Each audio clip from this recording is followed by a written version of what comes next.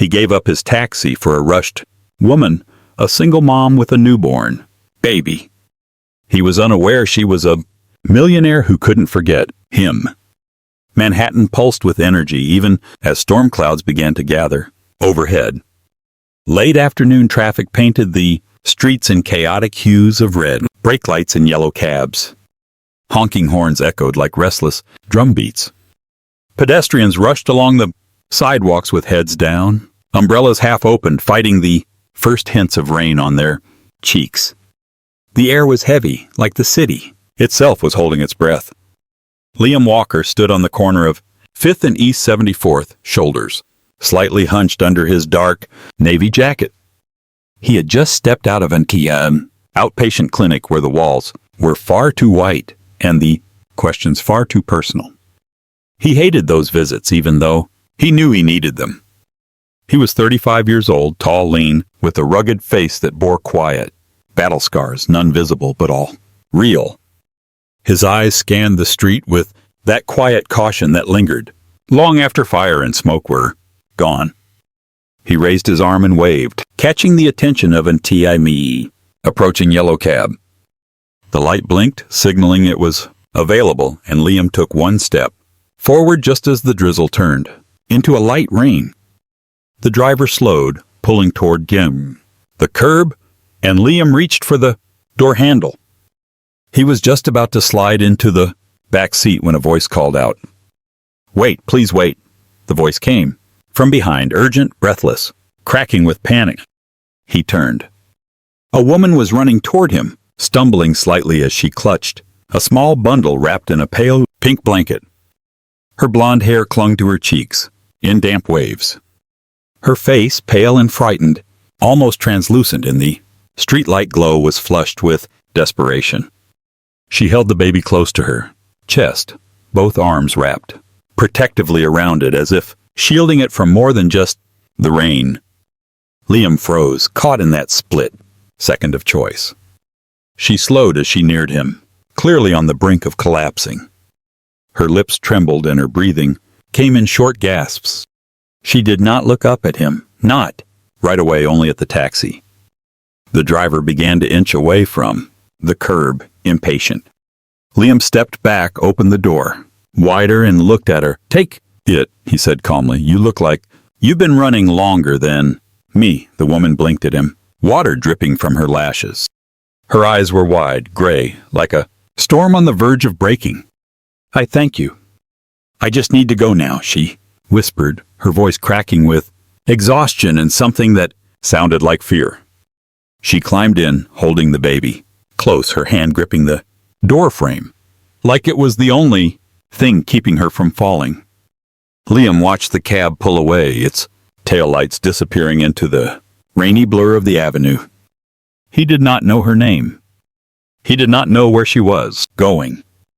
But the image of her, so fragile, so fiercely maternal, etched itself into his memory like a brand. A cold gust of wind swept past, lifting the edge of his jacket.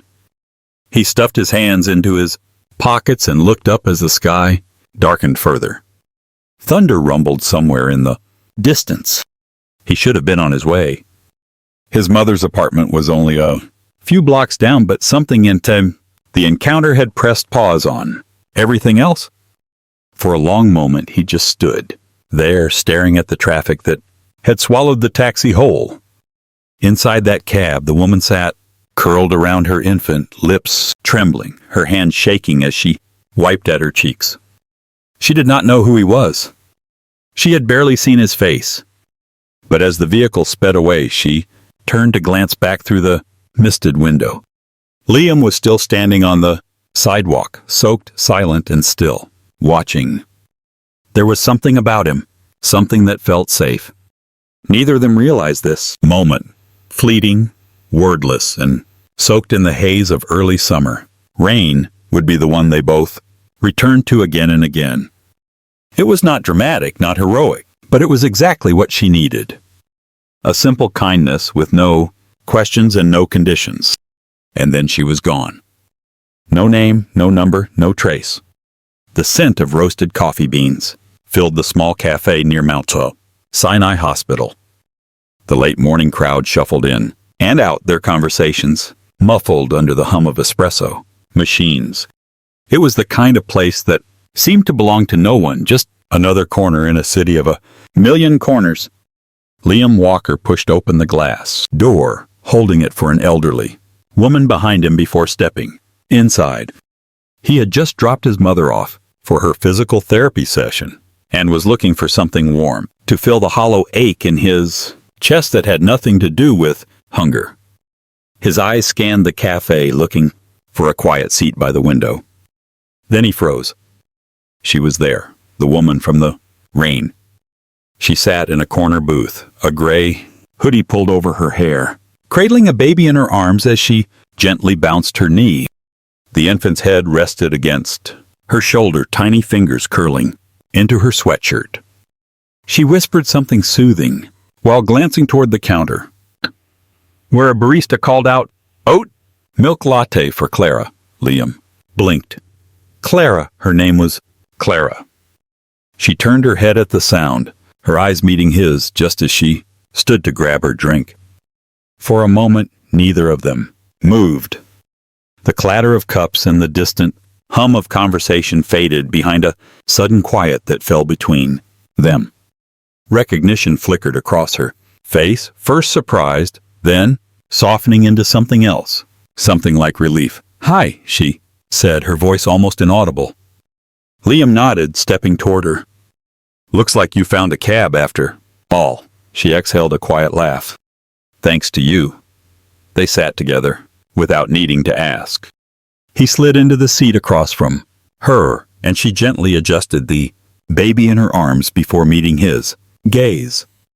Her features were still tired, but not as fragile as before. The storm in her eyes had quieted a little.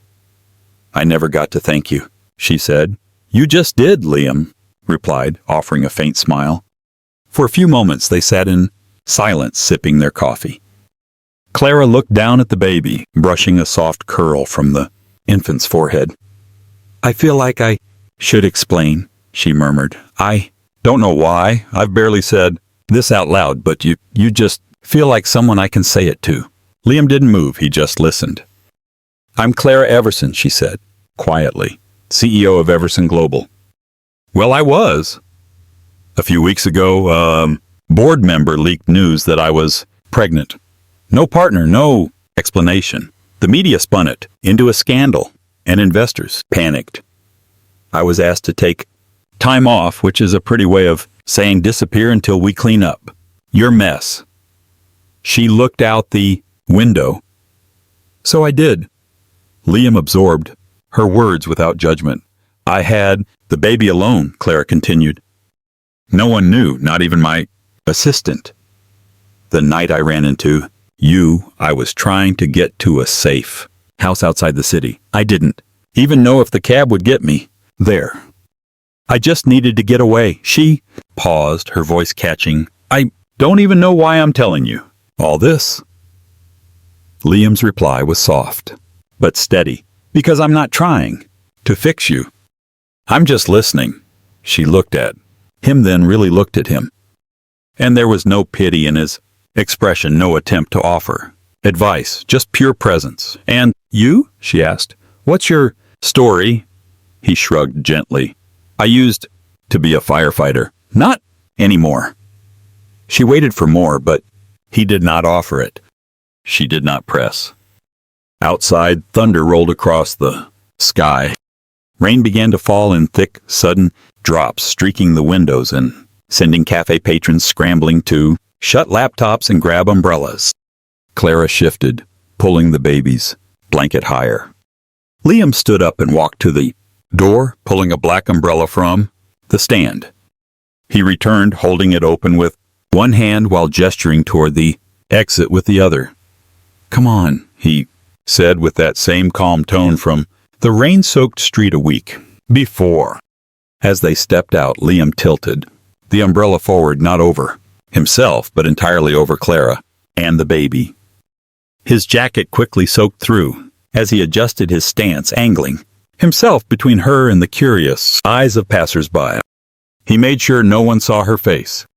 Clara noticed, and in that simple gesture, silent, protective, unasked, something shifted inside her. She looked at him again, really. Looked, and this time her eyes did not show fear or exhaustion. They showed trust. The clock read 2:13 a.m. when the first crack of electricity popped through the silence.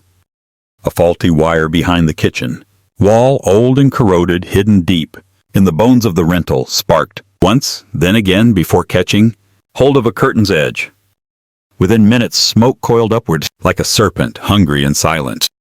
Clara slept on the second floor, curled protectively around Lily, her cheek resting against her daughter's tiny back. The baby stirred slightly in her sleep, unaware of the heat building beneath the floorboards. When the smoke reached their room, Clara coughed once, then woke, abruptly blinking through the haze. She sat up fast. The air already felt thick, and her instincts kicked in before her mind could fully catch up. She grabbed Lily and stumbled toward the door, but the hallway beyond was already choked with smoke and flickering orange light. "No, no, no, no," she whispered, clutching her baby tighter. "Not now!" The stairs crackled below as flames danced across the banister. Clara backed into the bedroom, slammed the door shut, and rushed to the window. It refused to open. Her fingers fumbled at the lock, slick with sweat and panic. She screamed, "Help! Someone! Please, my baby!" Outside, neighbors were already gathering. Some were filming with their phones. Others called 911, but no one moved toward the house. Then a voice cut through the murmurs. "Is anyone inside?" Liam. He had been on his way back from a late shift at the driving school when he saw the smoke. He parked halfway on the curb and ran, ignoring the pain that bloomed in his chest. Now standing before the burning house, his breath caught in his throat. The front porch was engulfed. The windows glowed like malevolent eyes. The sound of Clara's voice, faint and cracking with terror, reached him from above. He froze. His heart began to pound, the rhythm stuttering into chaos. Smoke filled his nostrils, and suddenly he was no longer standing on this street. He was back in the past, inside another burning house, another night, another scream. A teammate was crying for help. The ceiling was collapsing, flames licking the side of his helmet, and his damn hands shaking, slipping, failing. Liam clutched at the railing, his knuckles white. "Not again," he murmured, his voice breaking. "Please don't make me fail again." His legs wouldn't move. His mind screamed at him to run. But then he saw the shadow in the upstairs window. Clara holding the baby, pounding on the glass. She looked down, her eyes meeting, his wild with fear and pleading. Her lips moved, but he could not hear the words. Still, he understood. And then he moved. Liam ran to a nearby garden hose, drenched a heavy wool blanket, and flung it around his shoulders. Without hesitation, he barreled through the side entrance, shoulder first into the smoke. Inside, everything roared. Wood groaned above him. Heat blistered against his arms. But he pushed forward, up the stairs, gripping the rail with one hand and shielding his mouth with the other. "Clara!" he shouted. A faint cry answered. He kicked open the bedroom door. Smoke poured out, stinging his eyes. Clara was crouched on the floor, Lily wrapped in her arms.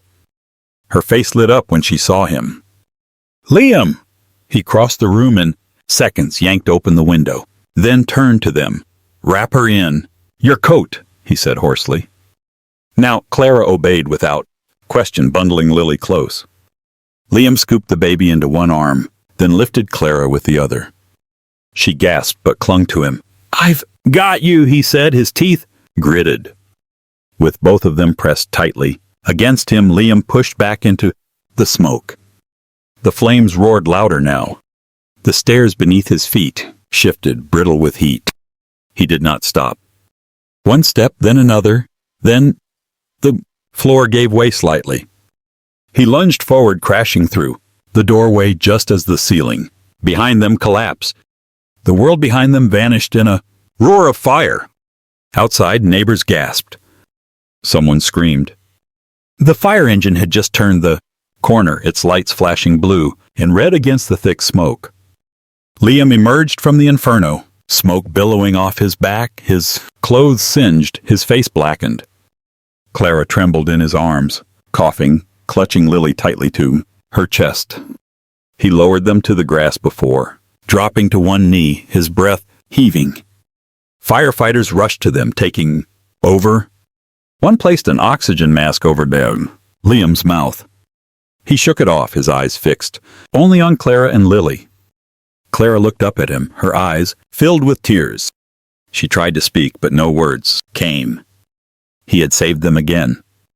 The steady beep of a heart monitor echoed softly through the dim hospital room. The antiseptic smell, the hum of fluorescent lights, the occasional squeak of a nurse's shoes in the hallway, everything felt sterile and distant. It was a world apart from the one Clara had just escaped. Her eyelids fluttered open slowly. The first thing she felt was the ache in her arms, the memory of holding Lily too tight. She turned her head toward the crib, by the window. The baby was there, fast asleep, wrapped in a fresh hospital blanket, safe, breathing, whole. Relief swept over her in a single, tearful exhale. Then she looked toward the door. Across the hallway, through the open gap between two curtains, she saw him. Liam sat on the edge of a waiting room bench, his left hand wrapped in fresh gauze, the other resting, limp in his lap. His jacket was gone, his clothes replaced by a simple white t-shirt and scrub pants. His face was streaked with soot and exhaustion. And his eyes stared at the floor, glassy and far away, as if trapped in something only he could see. Clara pushed herself upright, ignoring the nurse's quiet protests, as she slipped out of bed and carefully padded across the cold tile floor. She stepped through the curtain and stopped in front of him. He looked up slowly. "You saved us again," she said softly. Liam gave a small nod, but his expression did not change. He looked back down at his hands. "You weren't supposed to be there," he murmured, "but maybe I was." Something in his voice cracked. It wasn't just fatigue, but the weight of something deeper, a truth, pressed between his ribs that he had carried for too long. Clara didn't press. She just sat beside him on the bench, the silence between them, thick but not uncomfortable. They sat that way for a while, side by side, not speaking. The hospital noise faded around them. The air was still. Then from down the hall came the sound of soft fussing. Lily. Clara moved to stand, but Liam gently placed a hand on her arm.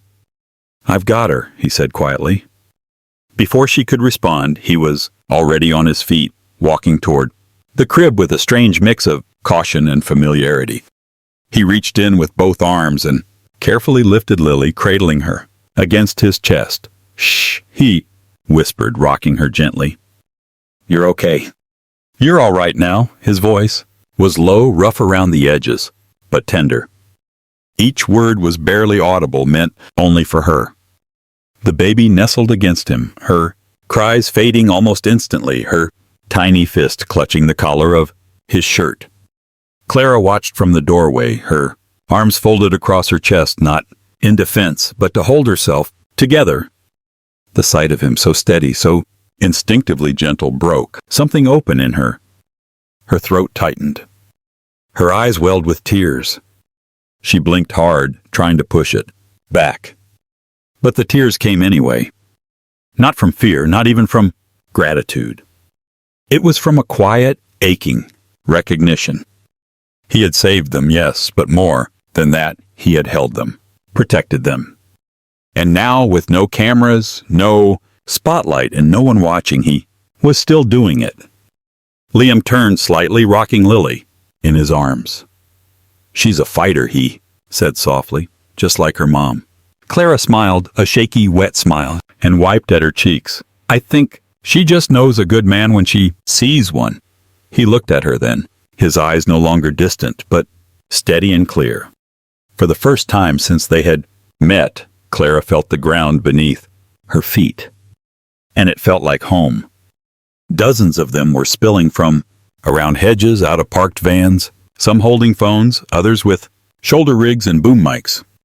The quiet park erupted in chaos. The stroller wheels jerked slightly as Clara flinched and reached instinctively for Lily, whose face squirmed at the sudden noise. Liam stepped forward, placing one arm across Clara's shoulder as the crowd of reporters began to close. And, Clara, is it true you faked your disappearance? Miss Everson? Who's the father of the baby? Are you in hiding from your investors? Liam, are you in a relationship with the CEO of Everson Global? Flashes exploded. Microphones were shoved forward. Questions stabbed at them from every direction. Clara's heart raced. She wrapped both arms around the stroller as Lily began to fuss, louder, overwhelmed by the sound and movement. Her mouth opened, but no words came. Fear, hot and immediate, curled in her throat. Then Liam moved. He stepped forward, not with aggression, not with bravado, but with calm, unmistakable certainty. He gently lifted Lily from the stroller, cradling her against his chest. The baby's cries quieted instantly. His other hand reached back and took Clara's, firm but steady.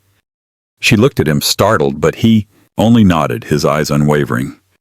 He turned to face the wall of flashing lights and pointed questions. She's more than a headline, he said, his voice steady and low, but clear enough for the crowd to fall silent.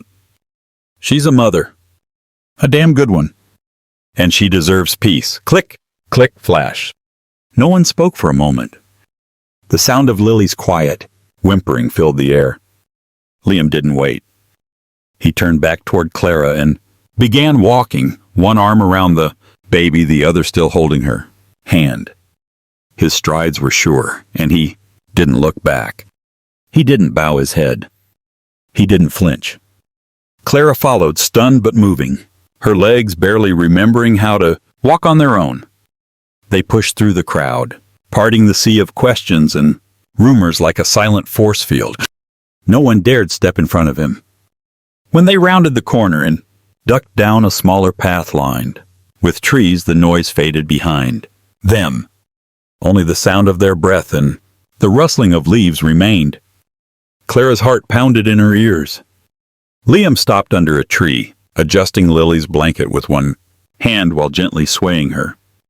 He looked down at the baby, then up at Clara. "You all right?" he asked. Clara did not answer right away. Her eyes studied his face, the lines of concern, the memory of strain still lingering in his eyes, the strength in the way he held Lily like she was something sacred. She could still hear the echoes of the reporters' voices, the way they clawed for a soundbite, a scandal, a scoop. But all she could feel was safe. She reached out slowly, brushing a leaf from his shoulder. Her fingers lingered there. "Didn't have to do that," she said, her voice quieter than the wind. "I know," he replied, "but I wanted to." There was something in his voice, not just conviction, but gentleness. No agenda, no performance, just truth. For a moment, they stood like that. Clara leaned slightly closer, the weight of exhaustion and gratitude pulling her toward him. Her gaze flicked to Lily, now fast asleep in his arms. "You do realize the entire city thinks we're together now," she said, half joking, half testing. Liam looked down at the baby, then back at her, one brow raised. "They might be onto something," he said. Clara blinked. He wasn't teasing, not exactly. But he wasn't pushing either. And for the first time in what felt like forever, she didn't want to run. She looked at him, truly looked. And this time, her eyes didn't flash with fear or caution. They softened. Because in that moment, she didn't see a man from a headline or a Maui stranger who had helped her twice. She saw someone who stood in front of her, not to shield her from the world, but to walk through it beside her. And in her heart, something subtle shifted. She was not alone anymore. The days that followed unfolded, gently like pages of a story. Neither of them realized they were writing. There was no grand declaration, no sudden shift, only the slow, quiet rhythm of being together. They shared small things, letting moments fill the spaces once occupied by fear and doubt. Liam started coming by most evenings.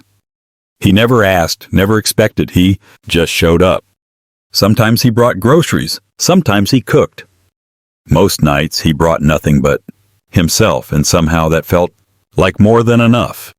They would eat dinner at Clara's modest apartment, Lily giggling in her high chair between bites of mashed carrots and the occasional bit of avocado smeared across her nose. Liam had a knack for making her laugh without trying. Silly faces, gravelly sound, effects, soft hums that turned into lullabies by the time dessert was finished. After Lily was asleep, Clara and Liam would move to the couch, sometimes with a movie playing low in the background, sometimes with just their voices. "I forgot how good it feels to laugh," Clara said, one night, smiling around the rim of her tea mug. "You're pretty good at it," Liam replied, nudging her shoulder gently. "I used to be, before everything." She did not need to explain. He never asked her to. One evening, as the sun dipped behind the skyline, casting long, golden streaks across the hardwood floor, Liam fell unusually quiet. Clara noticed the way his hands fidgeted with the seam of the couch cushion, the way his gaze kept drifting toward the dark window as if searching for something far away. "You okay?" she asked softly. He hesitated. "There was a fire years ago," he said finally. "Oh, so, warehouse," my unit responded. "We thought it was clear, but it wasn't. Two of my guys didn't make it. I was the last one out." Clara sat, still not saying a word. "I couldn't save them." I tried like hell, but it wasn't enough." He looked down at his hands. "After that, I couldn't sleep. I couldn't walk into a building without hearing the beams groan or smelling smoke that wasn't there. So I quit." His voice was calm, but each word landed with weight, like stones skipping across a still lake. "I told myself I was done," he continued, "that I'd never run into a burning building again. Until you." Clara reached across the cushion, her fingers sliding gently into his. He looked at her, surprised. "You didn't fail them," she said, quietly. "You came back for me, and that means everything." He opened his mouth, then closed it again. The silence between them grew soft and warm. Clara leaned in, resting her head lightly against his shoulder. He let out a long breath, one that sounded like release. That night they sat together until Lily stirred in her crib. Liam rose first, padded softly to the baby's room, and returned a few minutes later with her bundled in his arms. Clara watched him rock her, his chin resting lightly against her tiny head. The child's breath slowed, her fist curled into his t-shirt. When he looked up again, Clara saw something new in his eyes. Not the man who had been haunted by what he could not save, but the man who stayed. And she knew. This was not a chapter that would end. It was the beginning of something whole, something chosen, not because of their pasts, but in spite of them. The weeks passed quietly, in the kind of way that felt more like breathing than living. It was natural, steady, and full. Liam continued his work at the driving school, occasionally fixing things around Clara's apartment, without being asked. He and Clara had settled into a rhythm, not just as friends or co-guardians of Lily, but something deeper, unspoken, rooted in trust. But despite the peace they were building, there was still one thing that tugged at Clara's heart each time Liam walked home at night. The crumbling apartment complex where he lived. It was old and barely maintained. The stairwell lights flickered. The hallway smelled faintly of mildew. His unit was small but clean, only because Liam took care of it himself, not because the building deserved it. Clara had seen enough, and she had the means to do something about it. Quietly, she made a call, just one, to a real estate firm that worked only in discretion. The next day, papers were drawn. Within a week, the building had a new owner.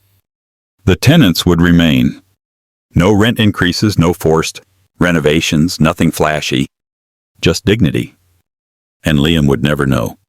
At least that was her plan. Until a letter arrived. Liam found it wedged under his door, one Friday evening. There was no return address, only his name written neatly across the envelope. Inside, a single sheet of thick, cream paper held one line of typewritten text. No one who runs into a fire for a stranger should ever worry about rent. He stood still for a long moment, the paper resting in his hands. He read it once, twice, then sat on the edge of his bed, letting out a breath he had not realized he was holding. There was no signature, no logo, but he knew. He smiled. One of those rare, small, almost secret smiles that started in the chest before it reached the lips. His eyes glistened as he folded the letter and tucked it back into the envelope, careful not to crease it. He did not call her. He did not ask questions. He did not mention it the next day, when he showed up at her apartment, with coffee and muffins. But when Clara opened the door and met his eyes, he held her gaze just a second longer than usual. And that was enough. She knew that he knew, and he knew what it meant. It was not about charity or pride or payment for saving her life. It was her way of saying, I see you. I value you. You're not alone. It was love, spoken not in words but in action.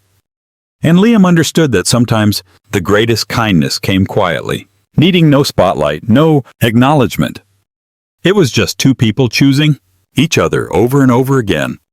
The ballroom shimmered with warm, golden light strung delicately across the ceiling like constellations. People moved gracefully between round tables draped in white linens. Laughter and soft music blended into a hum of celebration. The annual charity gala for the Everson Foundation was in full swing, an event dedicated to supporting displaced mothers and children, a cause that now lived in Clara's heart more than ever. Clara stood near the stage, dressed in an elegant deep blue gown, her blonde hair swept back in soft curls. She looked poised, radiant, and entirely present.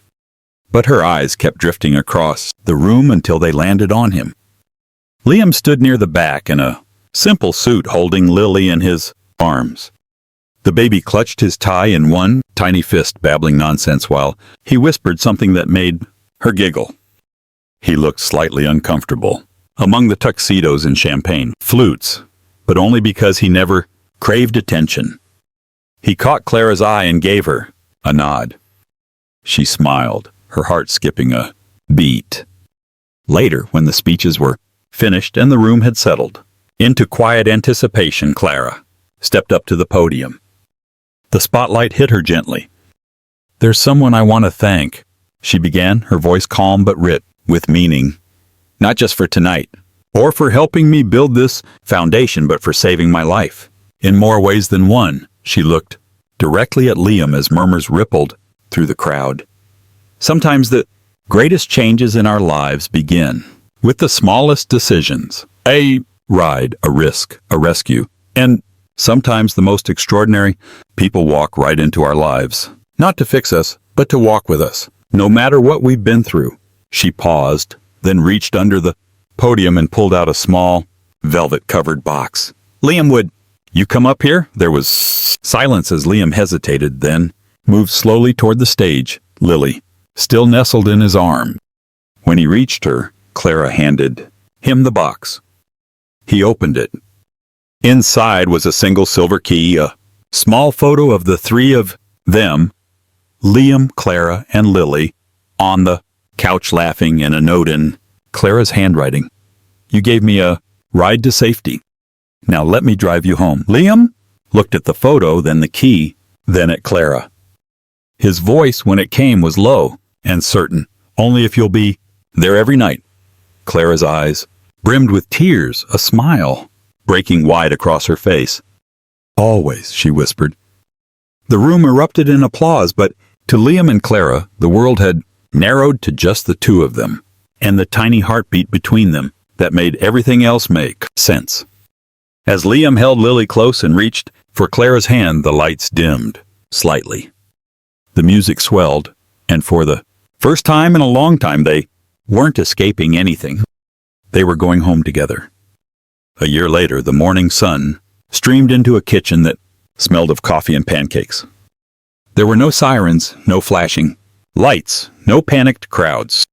There was only the soft chatter of Lily, now a toddler, pointing a chubby finger at a bird outside the window. Liam stood behind Clara, his arms wrapped around her waist as they watched their daughter. The quiet hero no longer carried the ghosts of the fire. He now carried the weight of a sleeping child to her bed each night. The millionaire CEO was no longer running. She was firmly planted in a love that had been built not on wealth or status, but on a shared taxi in the rain. Their story wasn't a fairy tale. It was better. It was real. It was a testament to the fact that the most powerful love stories begin not with a grand gesture, but with a quiet moment of kindness. They chose love again and again, through fire, fear, and quiet courage. Because real love doesn't just rescue you. It stands beside you in the silence, in the storms, and in the healing until you feel like you are finally home. If this story touched your heart, please subscribe to Soul Stirring Stories.